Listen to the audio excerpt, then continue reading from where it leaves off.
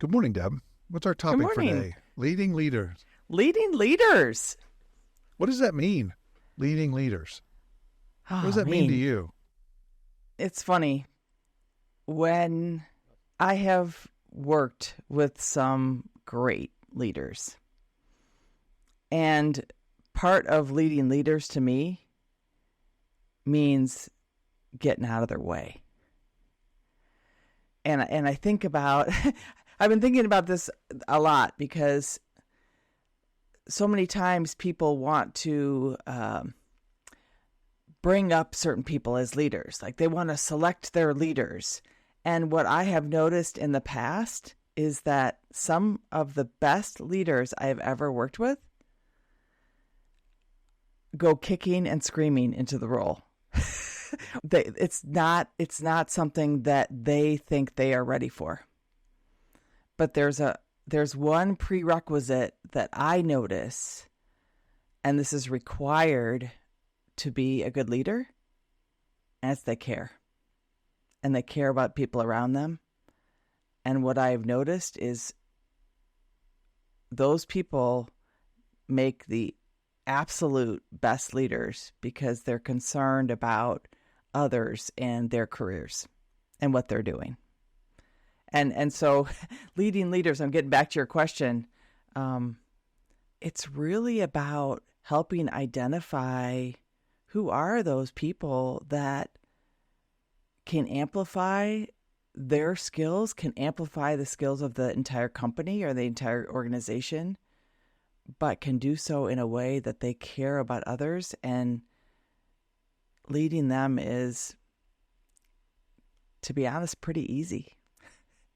What do you think, Ron? Well, I'd love to say it was easy. I'll start out with most people who I've worked with and talked with who are great leaders. Like I've met them and worked with them, and they are great leaders. I ask them all the very same question. So if you could find somebody to follow and your life would work out, would you follow them? And the answer is always yes. Mm-hmm. And I go, so why are you a leader? He goes, because I can't find that person. Oh, interesting. Like I found I had to go take on the role. It's similar to the reluctant leader that you were talking about, the people who don't really want to do it. I think the reason that I didn't really want to go do it, I mean, I can remember the first time I was a leader was in playing a game of football, and I was just happy to play my position. The problem was we weren't winning. And so I wanted to win. So I had to take on the role of a leader on the field so that we could win. That's why we did it. I didn't want to be a captain. I didn't want to be at a space. I enjoyed the game. That was what I'd love to do, and that's the base. I think the fundamentals are the same for leading leaders. So I'm going to start with the first place is like the first place anybody is going to lead is to lead themselves. Mm-hmm. Right? And you have to care about your future. You got to care about your life for the people that are around you. And then you create stories in your head that shape your ability to go produce a situation in the future. And many times that's as simple as that's what the future is going to look like. You constitute it, you create it, you imagine it into the world, and then you go, okay, so now how do I figure out how to do that? I got to figure out how to do it. And you got to run experiments, you got to try things on, you got to talk to other people. But you're still just an individual performer leading yourself. Mm-hmm. You are leading yourself to get there. And then there comes a moment when somebody says, you're pretty good at this. And then our inside voice or our scared self goes, no, I'm not. And they go, but we need you to lead this project or this team or this something. And so now you go, well, leading myself is like, I want to accomplish this thing. You got to figure out how to do it. I got to talk to people how to do that. But now I'm responsible for other people. And like, oh, dude, I don't know. I don't want to do that. That's danger. Hard. No. Yep. And if I screw it up, I don't just screw up me. I screw up them. Right. And so there's a social pressure. There's a self pressure you put on yourself when you start to lead other people. Right. And so now you got to know what they care about. You got their families, the people in their lives. What are they trying to accomplish? What is a good life to them? You get to know them. Like you get to know who they are. And then you can, I use the picture, the metaphor where you kind of imagine your little fingers coming together and they kind of start to, like a zipper, your fingers come together. You build these connections with those people where you're like, oh, what's your family like? What do you want to do in your career? And you just keep doing this until all of a sudden, like you're connected. You have this relationship on multiple different directions, and then you're letting them create, and you create a vision of where you want to go, but they create how you get there. And it's phenomenal. It's fantastic. It's rewarding, and you can accomplish some amazing things. No matter what your field is, it's the being a leader and a follower in that space. And also, you're looking for where are they the leader and you're the follower. Because the moment you, because like fundamentally we're still looking around going, I could find somebody to follow, I would, right? And those people that you follow may be the people that you're leading, and they may take over and lead, and you follow them. So now we led ourselves, and now we've led individual performers. And then there's a moment when everything's like fun and happy, and you're really good at this, you enjoy it, your teams are setting world records or whatever you're doing, right? And then somebody comes up and, knocks on the door and goes, okay, great, now we want you to run like these 5 projects. Because you've been so good at running the previous one. Right, and inside you're going, oh, hell no, we're not going to do that, right? I don't want to take on all that stuff. Look at all the responsibility, all those people. I'm not qualified. I'm not good enough. I'm not space. And then you look around, just like I did when I was playing football a time ago. There's nobody else to do it. And you go, okay, I'll do it. I'll do it. And now it's a different game. Because it was before where you were getting to know the people and you could connect what they cared to the project, right? Now it's different because you're leading leaders who lead people, right? And then it's no longer is about just what do they want to create or what they want to do. It's you start to get into the stories of how you connect to people. Like you're teaching people how to do what you were doing, right? So you're getting to know the people, what do they care about? And then you also practice the skill of, like, what is the vision going to look like? No longer are you saying, this is the vision. You say, here's the big vision, but what's your group vision? What does that look like? It's yours to create. You have to shape that. Create a story about how your group will be successful. Create what the success looks like. Create what all the financials and the human resource part, all those things, you got to create what those look like and share that story over and over and over and over and over again. And they're going like, but I just really kind of like doing my job. And I go, I know. It's not fun, is it? No, it's not fun. And they go, and there's not that much more money. Right. There's not much more money. I mean, when you become a leader, you go, sometimes you give up overtime. Sometimes you give up some of the space off, and you really give up that when you walk out the door, you can kind of like clock out.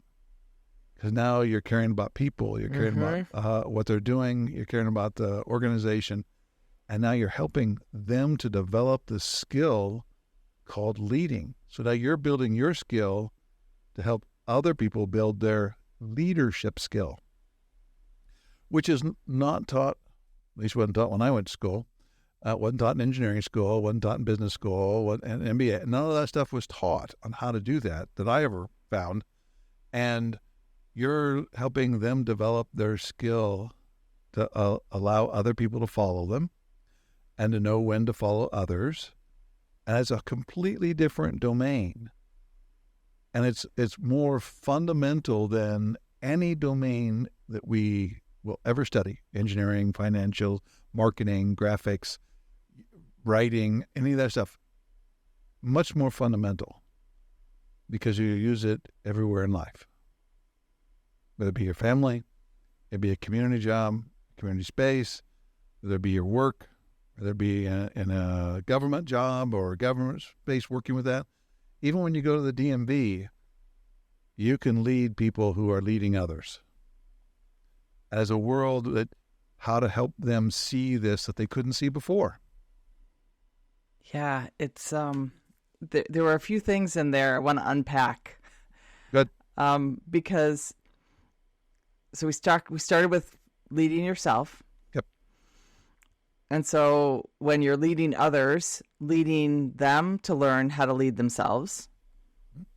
Yep. Is part of it. Yep. And then you talked a little bit about the the reluctant leader. Yeah. Oh, hell no. What if I screw up other people, or what if I do something that will impact their lives? That inner voice, I think, is so powerful for someone to have those thoughts. Because again, I'm going to go back to care. Like if they don't care about other people, it's not even a thought to them. What if I screw up other people? It's like, because I have also seen people who wanted to be leaders who, well, if that guy's getting a promotion, I need a promotion. It's like, oh, have you ever like led other people? No, but it can't be that hard. And they were just in it for like, it was more money or whatever. It was a higher role, but they weren't in it for like, I care about the people. And so it's that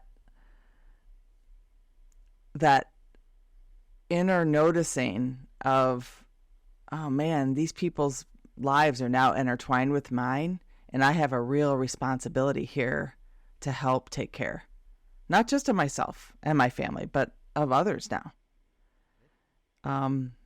But I when I hear you talk about that, I think, what a wonderful opportunity.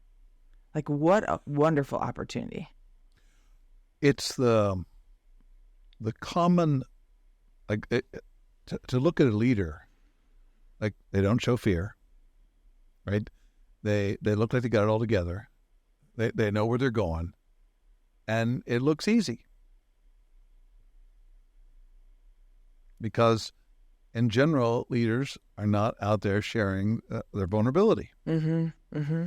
But it's still a story. Oh, you want to be a leader, so you want to care about all these people that are under you, and you want to be able to be responsible for everything that they're doing, because the leader is responsible for like all the people on his team, and not telling them what to do, but helping them grow and become, right?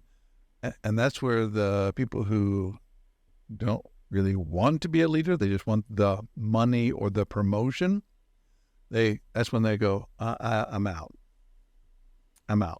right?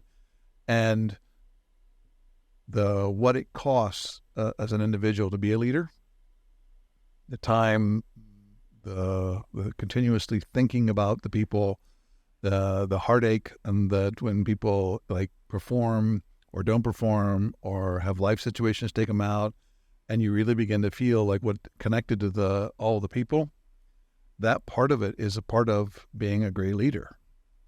And when you share that with people who just want a promotion or more money, or their ego says, I should be that because they're that, Mm-hmm. That's when they'll start to bow out. They don't really want that. That's not their space. Now, many people do get promoted. I want that job. And they go, you're pretty good at your job, and so we'll promote you to the next level. And then you have somebody in there that just wants to tell everybody what to do, because that's the way they do. They just tell themselves what to do, so they'll tell other people what to do. That's how you end up with a toxic work environment, right? People start to, my metaphor is, they start to turtle up, right? They're not being vulnerable, they're not open, they're just waiting to be told what to do. And then their story is, well, I don't have any risk here because, he told me to do it this way. She told me to do it this way. I'm good. Right? Neck down, right? Neck down. Yep, neck down. Neck down. My favorite is the coupling bolt, and to hear a coupling bolt. Now it's two 30-ton turbines connected to this coupling bolt. So when you hit the cold bolt, and it's 3 inches in diameter, and when you hit it, it rings through the whole turbine building, right? And they're just hitting them just like crazy, because they're going like, neck down, dude. I'm a neck down guy. And they know it's wrong, but it's not their fault, because they're being told what to do. They don't have to think about it, because it's not. It's not my responsibility. And that's how to stay average. That's how to stay, someday below average. I'm hoping. but it's safe. It's not much fun. You don't get to bring yourself to the game. You don't get to be all in. You don't get to create. There's no self-satisfaction in that. You get a paycheck and you go home. Where when people care about the people that work for them, when people enable others to contribute to the situation, because you're setting a picture where you want to go, and then your leaders that work for you take that picture and divide it up and share it with their people and how they fit into it. And everybody feels that they're contributing to the same team, the same goal, the same direction, and then they accomplish something. There's a sense of esteem and ego and worth and value that no paycheck can give you. And you still get a paycheck. You still can take care of your family. But now there's a space where you can't wait to get back to work. Mm-hmm. Mm-hmm. And when people come in like saying, I can't wait to get back to work, that's a good life. It's a fun life. Yeah. And it requires leaders who will lead other leaders in the organization to produce space for people to contribute. So I listened. I'm listening prerequisites, right? And the prerequisite I heard that you talk about was believing in others, like believing in them, and from all levels of the organization, right? If you're leading leaders, to believe in the leaders that you are working with, to be able to solve the hard problems, and if not, you can be that sounding board for them to help. But then for them to also demonstrate that to their, people in their charge, I guess. They're followers. They're followers. Yeah. That they can believe in them, and it doesn't bring me much joy if someone tells me what to do and how to do it, and I do it. It's like I followed instructions. Like that doesn't really bring me much joy. But when I am given something hard to do, a challenge, and I can think of a new way, invent a new way to do that and complete that. Yeah, no one can take that joy away. Like, wow, I did that. Yeah, it's not just the joy that you get, and you do get the joy. There's no doubt. But every time you and a team, or every time somebody creates something new, it gives space for somebody else to create something new. Yeah. And then that person builds on it, and then somebody else creates something new, right? And the best example I have of this that's ready to hand is we set out to take what normally takes around 25 days, and we're going to do it in 15 days, right? And we were going to stretch ourselves and get down to 13 days. And then, but we engaged everybody. Everybody was in the middle of coming up with ideas and thinking through this and how to create. I mean, every person on the entire turbine deck was doing the same thing, right? And, at 11 days, they were done. It wasn't just that they had fun doing it. They built off of each other. They added things to it. Other people would add onto it. And then there's this momentum that's building and creating and coming up with new ideas. And then at 11 and a half days, they finished the project. 4.5 days faster, which is like, 30% faster than had ever been done before. And the question was, did anybody get hurt? Were you rushing? Were you trying to get done too fast? No. No rework. Ran, everything was good. And when you start to enable people to create new stuff, and it's fun to do, but it opens up new spaces for other people to create on top of that. And that's when new creation starts. As an organization, you can go much faster and much farther than any one of the group can go. And that's the fun part of being a leader of leaders, is watching people create and go where they thought they couldn't go. And part of that is, and a fundamental part of that is believing in people. Mm-hmm. Not I believe in all of you, except for that one person right there. I don't like that person. I don't believe in him. No. Even the ones that can be the naysayers or the whatever they are, to believe in them, that they really do care about what you're doing and that they're in there to help. And when somebody finally has declared that they don't belong because they kept saying, this is not ever going to happen, I'm not going to do it, this is crazy, just stupid, you guys are going to get somebody killed, whatever that is, it's when you say, I think you need to go find another team. Yeah, it's interesting. You've triggered me to think about, you talked about creating a space, like creating a space. I was reading the other day in a book called Deliberate Calm, like the number one predictor of team performance is psychological safety. Is the leader creating a space where people can genuinely be themselves and care, even if that means conflict, right? Because you said conflict, people can be in conflict and that can be great, right? Because they care, they're passionate, they want to find answers together. They're not all nodding their head yes in the same direction when someone speaks. And I think about that a lot in terms of building a space of psychological safety where people can come and say, I really screwed up. And to allow them a space to take responsibility for that, but also to say, great, what did we learn? What are we going to do different next time? How do we build that space?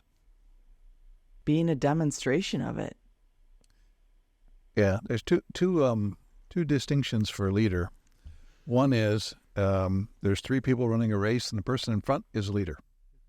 Right? Three people walking in the hallway, the person in front is the leader.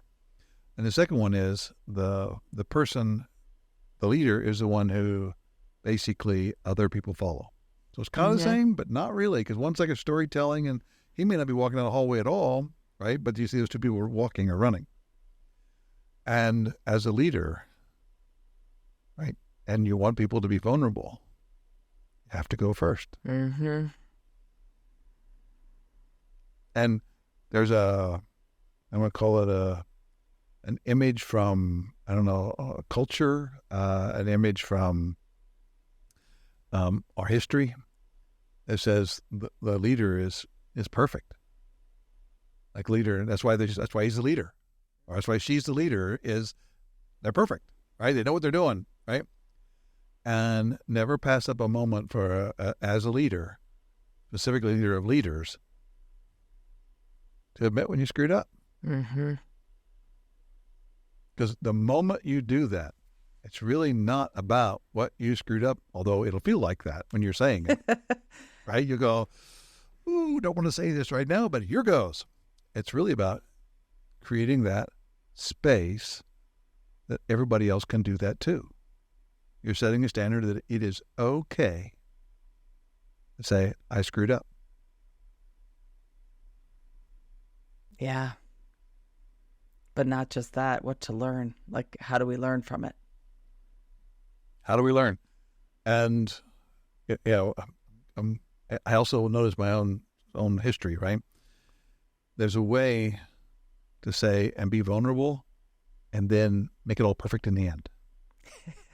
Like, well, here's where I screwed everything up, but I learned this, so it was really good, right? And then everybody goes, oh, God, that means if I screw something up, I got to make it really good, or else I shouldn't be telling anybody. No, you got to go, here's where I screwed it up, and then shut up for 5 years. Look for help. Go, what do you guys think we should do? What's up? New thoughts, new spaces. But being vulnerable doesn't mean you solved it all by yourself and you're just telling the story of the journey you went through on your own. No, it's you're showing up as you made an error. You're being vulnerable, and let it sit out there that you are not the one who has to solve it. The team can pull together and solve it. And that way it becomes safe for people to talk about when they're screwing up. They don't go like, I screwed up. Let me hide that. I got to hide it. Yeah. I got to hide that. Oh, no, I got to hide that. Right. And this is true with like people who are individual performers. And this is true for people who are leading people. So as a leader of leaders, Like the mistakes are different. Like it's not tactical, right? Or strategic. It's fundamental. Leading humans in the world, like it's not taught. So people are going to make mistakes, right? And to give space for them to say, I just did this, and I don't know what to do. You go, great, talk about it, right? Not to judge or chastise or any of that stuff, but to give everybody an opportunity to learn from it. Then we come up with some really good ideas that are better than we would have had if it was just one person telling everybody what to do. Or a group of people who always agreed. Yeah. You got that. Yeah, so you make it seem a little bit less easy than I thought it was at the beginning of this conversation.